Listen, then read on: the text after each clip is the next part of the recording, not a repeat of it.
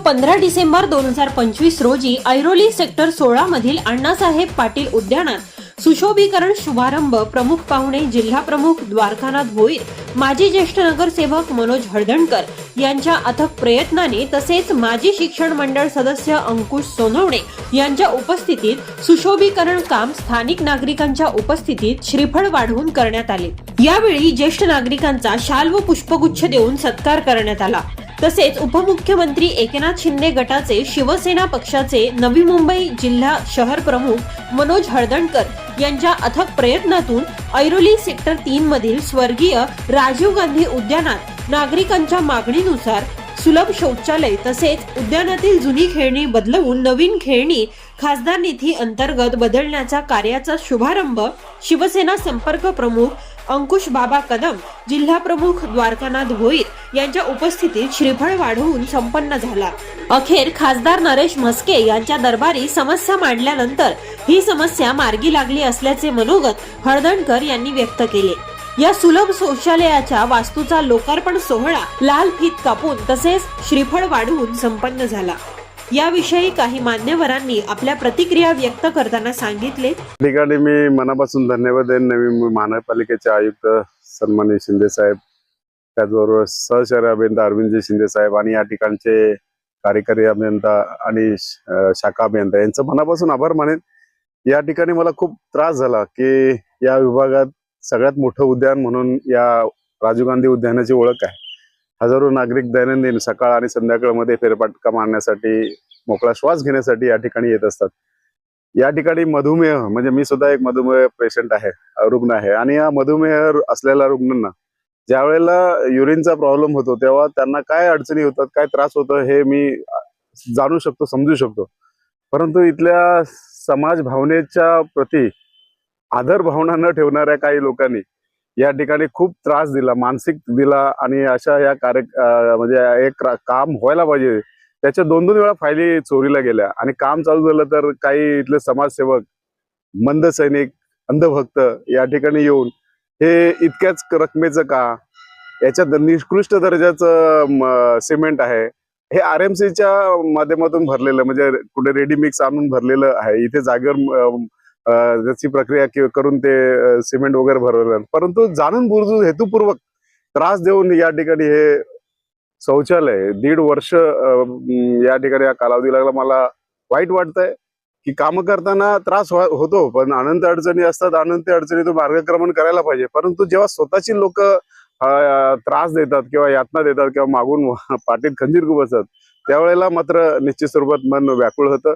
आणि अशा लोकांना निश्चित स्वरूपात धडा शिकवणं ही काळाची गरज आहे की हे कोणा मनोज हळदणकर एकाचं काम नाही, हे सर्वसामान्य लोकांच्या गरजा या ठिकाणी आहेत। या ठिकाणी आजूबाजूला पाहाल तर कुठेच सार्वजनिक शौचालय नाही, एकतर वॉर्ड ऑफिस मध्ये जायचंय नाही तर दुसऱ्या बस डेपोत जायचंय।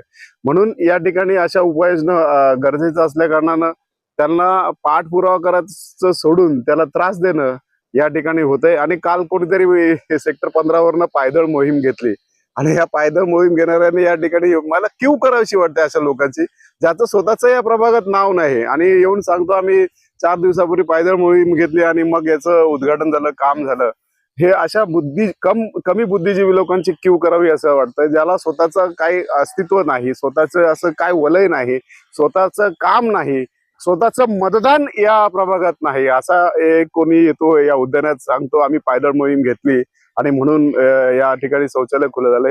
हे थोतांड आहे आणि इथली लोक सुज्ञान आहे आणि निश्चित स्वरूपात या ठिकाणी मनोज हळदणकर या ठिकाणी काम करतोय हे लोकांना मला सांगावी लागत नाही, सोशल मीडियावर फेसबुकला व्हॉट्सअपला पोस्ट टाकावी लागत नाही। हे काम आहे त्याचं श्रेय निश्चित स्वरूपात लोकांना या ठिकाणी माहिती आहे। या ठिकाणी हजारो नागरिक आहेत ज्यांना या समस्या जाणवत होत्या, भेडसावत होत्या, त्या दूर झाल्यात, त्यांना ही कल्पना आहे आणि त्यांच्याच उपस्थितीत हा कार्यक्रम संपन्न होतोय। आपण पाहत असाल की खऱ्या अर्थाने ज्येष्ठ नागरिक असतील यांच्या कामाचा पाठपुरावा घेऊन आमचे सन्माननीय नगरसेवक आदरणीय मनोजजी हळदणकर असतील, राजूभाऊ असतील, आमचे सोनवणे साहेब असतील, या सगळ्यांच्या प्रयत्नातून आदरणीय आमचे संसदरत्न खासदार नरेशजी म्हस्के साहेब यांच्या माध्यमातून हा निधी उपलब्ध झाला आणि खऱ्या अर्थानं पाहिलं असेल की लोकांसाठी काम करणं, लोकांच्या हिताची कामं करणं हेच खरं आमचं शिवसेनेचं कार्य आहे आणि 80% समाजकारण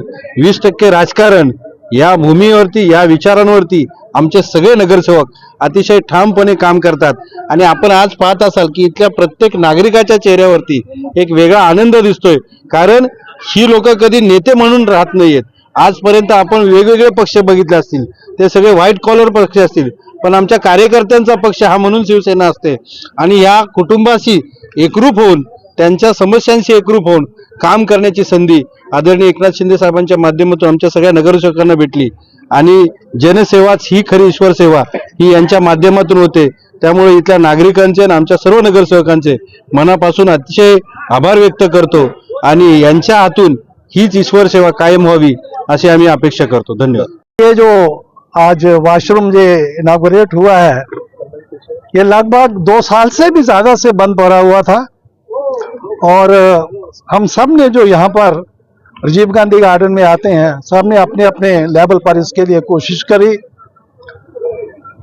कमिश्नर को मैंने लगभग 1.25 साल से कुछ नहीं है तो कम से कम 10 मेल्स भेजी होंगी और पर्सनल उनको लेटर लिखे होंगे कि पर्टिकुलरली सीनियर सिटीजन्स के लिए ये वॉशरूम कितना अति आवश्यक है.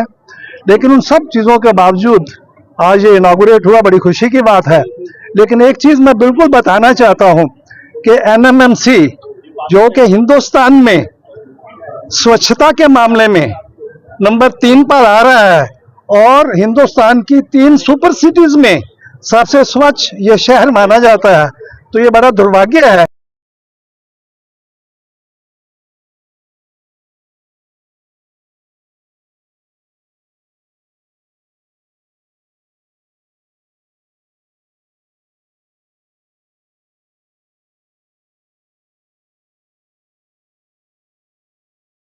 कितना समय क्यों लगता है, तो मैं आशा करता हूं कि आने वाले समय में ये जो और भी हमारा एडमिनिस्ट्रेशन में सुधार होना चाहिए.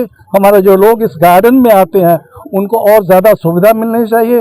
एक बार अगेन एनएमएमसी का बहुत बहुत धन्यवाद. और आप सब लोगों को मेरी एक प्रार्थना है, देखिए ये जो वॉशरूम है इतना सुंदर बना है, ये हम सबकी जिम्मेदारी